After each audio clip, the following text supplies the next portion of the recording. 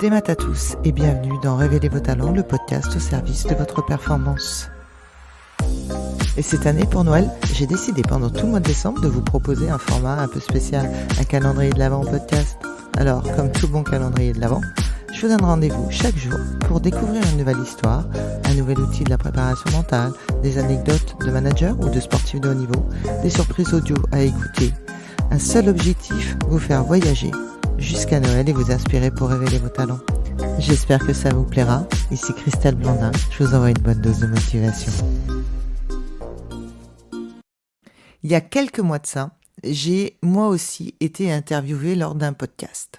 Alors j'en ai fait plusieurs, mais je vais vous parler de celui que j'ai fait avec Jérém et Sim. On a parlé d'hypnose, on a parlé de comment faire face à l'échec, on a parlé de se mettre en mode, la différence entre le coach, le psy, on va parler de photolangage, on va parler de confiance, on va parler de se mettre en mode, on va parler du qui je suis et comment c'est impliquant, on va parler de l'ego. Alors l'ego, pas le jeu, même si on est en période de Noël, l'ego plutôt, vous avez bien compris, vous avec votre vous. Donc il y avait plein de choses. Je vous ai fait une petite sélection de certains passages, puis confiés à ce moment-là, dans cet échange à bâton rompu avec Jérém et Sim.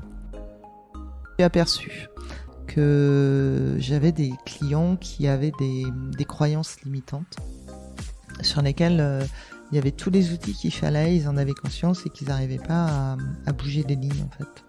Donc je me suis dit pourquoi pas l'hypnose. Donc je l'ai essayé.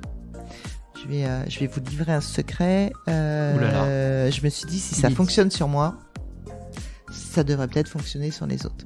Donc j'ai rencontré une hypnothérapeute sur laquelle on a fait des formations. C'est elle qui m'a formée dans une école française. Et j'ai eu un choc traumatique quand j'étais enfant et je ne mangeais plus de poisson. Plusieurs années, je me suis dit si je vais essayer en fait de voir d'où venait l'histoire. Et l'histoire, elle était plutôt simple quand on l'écoutait. Voilà, j'ai eu un choc, je suis tombée sur un poisson qui était assez gluant et j'avais pas relié en fait tout ce que ça avait pu impacter dans non pas que le fait de pas manger de poisson, mais je pouvais pas éplucher des avocats, je pouvais pas éplucher des mangues parce que la texture elle était inconfortable pour moi. Et donc on a traité en hypnose et au bout de quelques séances en fait, j'ai commencé à remanger du poisson. Mon corps a accepté de retrouver le goût du poisson. Alors au début ça sentait rien, j'ai plutôt un goût de plastique et maintenant c'est plutôt agréable puisque je peux consommer du poisson. Et donc l'hypnose, pourquoi ? Parce que je me suis dit voilà, ça permet en fait d'avoir un passage, en tout cas ma conviction elle est que ça permet d'avoir un passage au niveau de passer le conscient pour aller voir l'inconscient et lui dire qu'il y a peut-être des choses qu'il faudrait qu'il répare. Ça débloque des situations, ça sert aussi en hypnose de performance, c'est-à-dire que je l'utilise sur des points d'ancrage pour améliorer la performance d'un sportif ou lors d'un examen ou de la prise de parole en public quand tu dois monter sur scène. Il y a tout un process sur lequel on peut mettre effectivement le client dans un état d'esprit positif et puis d'accélérer par les synapses, d'accélérer ses croyances et de le mettre effectivement dans une vraie position de performance. Mais en tout cas, je sors du cadre. Et puis ensuite, je commence à faire une liste. La liste de ce qui était bien et ce qui n'était pas bien. Et pourquoi ça m'est arrivé. Qu'est-ce que j'ai provoqué pour que ça arrive. Alors des fois, ça fait piquer, ça fait hyper mal. Mais je pense que dans toutes les choses, on a une part de responsabilité. Et j'essaye de regarder où est ma part de responsabilité. Alors après, je fais comme tout le monde, des fois ça me pique et j'ai pas envie de l'avoir, mais je travaille pour me dire ce qui était bien c'était ça, ce qui était moins bien c'était ça, et quelle est ma part de responsabilité. Est-ce que ce que j'ai fait a entraîné ça ?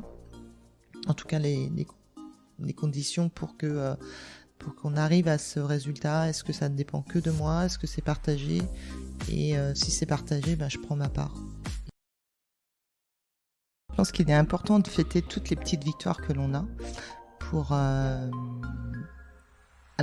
surtout pour engranger du positif. en général, on engrange du positif en se disant, tiens, j'ai réussi quelque chose, mais tous les matins, il est bon de se réveiller en se disant, merci la vie, déjà, je suis là, ça c'est sympa. Et puis après, les petites victoires qu'on voit pas, qu'on pense qu'on fait de façon anodine, des petites choses qui passent au travers. On n'arrive pas assez, surtout en France, à se féliciter, et c'est bien dommage, parce que c'est ça qui fait que les gens perdent leur confiance en eux. Parce que l'objectif, des fois, il n'est pas atteignable, il n'est pas raisonnable. Et du coup, quand tu fais des petites choses tous les matins et que tu fais des petites avancées, sur des projets de vie ou des projets de sortir en fait de ta zone de confort, c'est toujours agréable de se dire tiens, ça j'ai réussi, ou hier j'arrivais pas à faire ça et aujourd'hui j'y arrive. Donc je prends l'exemple d'une jeune avec qui je travaille là actuellement, qui prépare un examen pour entrer dans la police, et ces petites réussites, elle ne sait pas les célébrer. Donc elle veut célébrer le dernier moment, la réussite du concours. Et je lui dis, ce qui va être compliqué, c'est que tu as 3 étapes, tu as l'oral, tu as l'écrit, et puis tu as la partie physique. Si à un moment donné, tu ne te donnes pas des petites récompenses immédiates, la récompense, elle va être loin, puisqu'elle ne dépend pas que de toi, elle dépend d'un concours. Donc s'ils prennent les 500 premiers et que tu es dans les 800 premiers, malgré tous les efforts que tu auras fait, tu auras une déception. Et donc on n'aura pas engrangé de petites réussites tous les jours, en fait.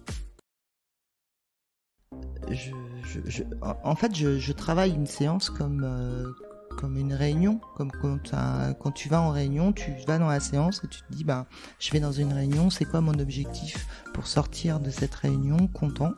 Donc ça c'est ce que je me dis déjà, comment moi je vais être contente de ce que je vais faire. Et puis la deuxième chose, c'est que comment je vais emmener mon client là où il a envie d'aller dans la définition de son objectif du jour. Et une fois que la personne elle est partie, en fait je ferme la porte, j'ai un petit gris-gris, on va dire, pour fermer la porte et pouvoir passer à autre chose. Donc j'ai une entrée de séance et une fin de séance. Il y a une autre chose que je soulèverais, Sim, c'est que cette confiance, elle est établie, alors que certainement au début, tu as dû avoir des clashs, parce que les gens, ils avaient déjà tout préparé, et ils se disaient, ça fait des jours et des jours que j'ai envie de lui dire, il veut pas m'écouter, il veut pas m'entendre. Et du coup, les gens, en général, ils arrivent et ils te lâchent le morceau. Poum, ça fait une explosion de joie, tu vois. Et là, je me dis, mais c'est rigolo parce qu'on se prépare à dire des messages et on oublie que l'autre n'est pas préparé à recevoir le message qu'on a préparé depuis longtemps. Cet épisode vous a plu ? Eh bien, bonne nouvelle. On se retrouve très bientôt avec un nouvel invité. En attendant, si vous souhaitez continuer à être l'architecte de votre réussite, rejoignez la communauté K Mental et Performance sur Instagram, Facebook ou www.mentalesperformances.bzh. N'hésitez pas à nous partager votre expérience et vos retours. Merci, Kenavo.